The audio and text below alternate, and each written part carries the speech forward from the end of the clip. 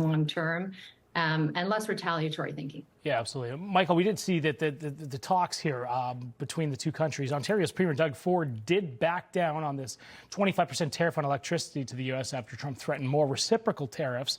I want to play this soundbite here from Press Secretary Karoline Leavitt and get your reaction on the other side. Let's watch.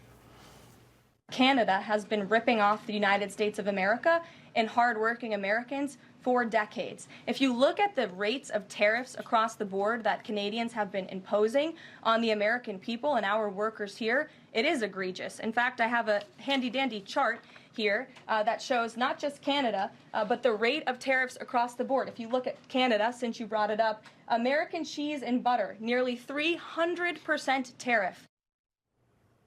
So Michael, the Canadians, how are they responding to this? And also, too, this agreement between Mexico, Canada, and the U.S. was ultimately done years ago. Everybody agreed to it. Why now is the big rip-off effect? Well, it was done in 2022, and it was the greatest deal ever.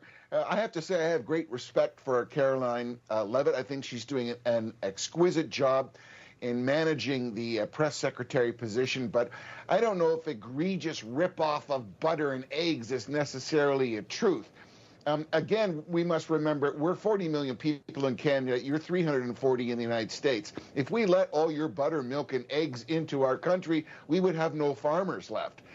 That's an unfortunate reality. That needs to be negotiated. But John, this is supposed to be the golden age that Donald Trump talked about. If we worked together, we would have so much better results. I think on the military aircraft situation, Canada should buy American military and aircraft. The last time we bought secondary subs from Britain, they all went kibosh. Let's understand that we work with America in our North American protection, and it would be foolish not to consider American military might and technology, which is the best in the world, that Canada should step up and purchase. And finally, John, I think Canadians wish we could put an end to this, because it's going to affect our consumers as much as it's going to affect American consumers. And at this time, when we need North America to be strong and our economies to be building, this kind of tit-for-tat tariffs is not doing anything for either one of us, with all due respect to America asserting itself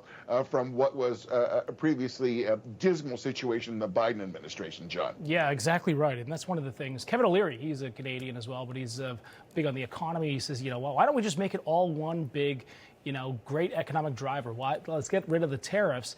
It's a pretty good point, but we'll wait to see whether or not they can come to agreement on some of this stuff to make sure everyone's happy with the deal. Megan Weeks, Michael Charbonne, thank you so much. Appreciate that insight there from the Great White North. We appreciate that. Thanks for coming on Sunday.